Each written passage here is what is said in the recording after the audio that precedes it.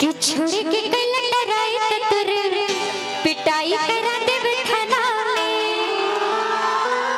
आ ओहु से नहीं संभर में तो जहर मिला दे बिखाना में तब तो खाना जरूर ये मत समझी हां कि बाकी लइके नियन हम हो नोर पोछे हम दुपट्टा असला अच्छा के भेजे दुपट्टा ना लरे से कहत नि चोरी चोरी से अरे आवे पड़ी तोरा घोड़े से ताने मिजाज में बर्बादी होई बाकी शादी होई अरे से बर्बादी होई बाकी शादी होई अरे से छुट्टी के लिए डराई पिटाई करा दे बखाना उसे नहीं संभाले में जहर मिला दे बखाना छोड़ी के लिए डराई पिटाई करा दे बखाना उसे नहीं संभाले में जहर मिला दे बखाना भेज दे बखाना लोरे से कहत नहीं चोरी चोरी से आगे बड़ी बड़ा घोड़े से आ दोनों कान खोल के सुन ला बर्बादी होई बाकी शादी होई अरे से बर्बादी होई बाकी शादी होई अरे से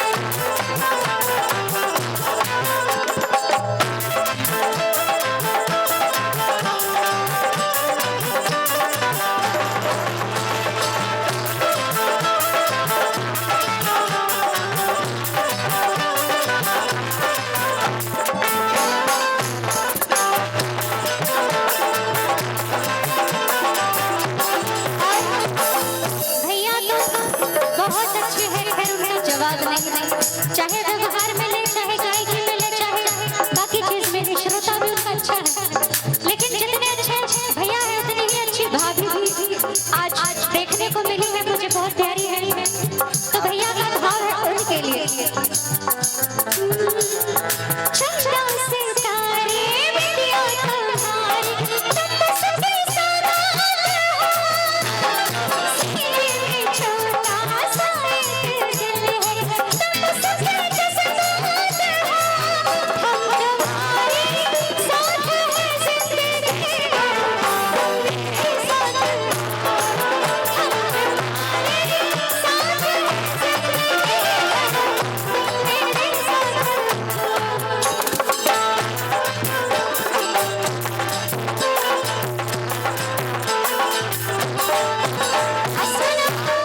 लड़की कहती है कि अगर हमारे बन के रहेंगे तो खूब सेवा पानी करेंगे, अच्छा अच्छा खाना बना के खिलाएंगे, पैर हाथ भी दबा दिया करेंगे। सुनिए तेल लगाई गुड़ दवाई सेवा कर पिलो राती ओरी मुझे मर जल्दी दफा के थोड़ा छाती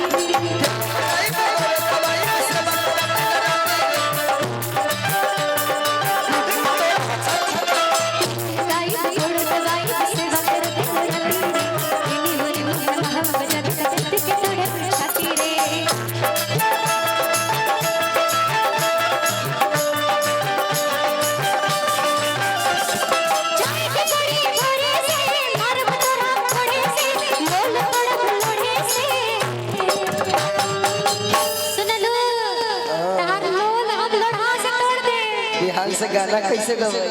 कि बर्बादी होई बाकी अरे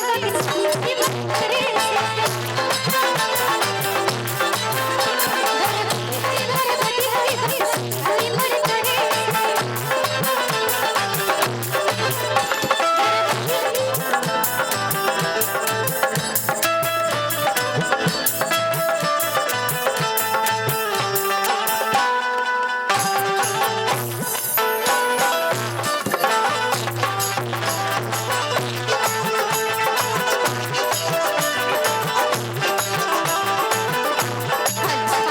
बड़ा ही प्यारा सा भाव है। देखिए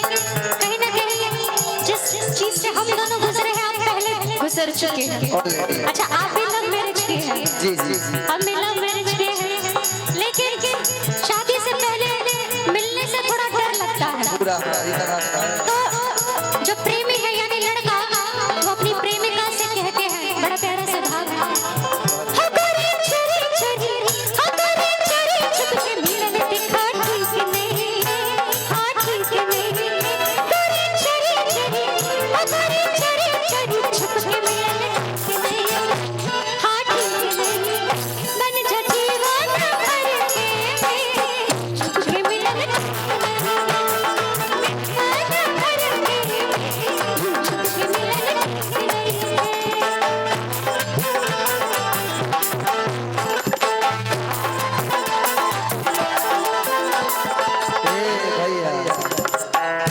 दिखा दे सेल्फी दीदी के गाना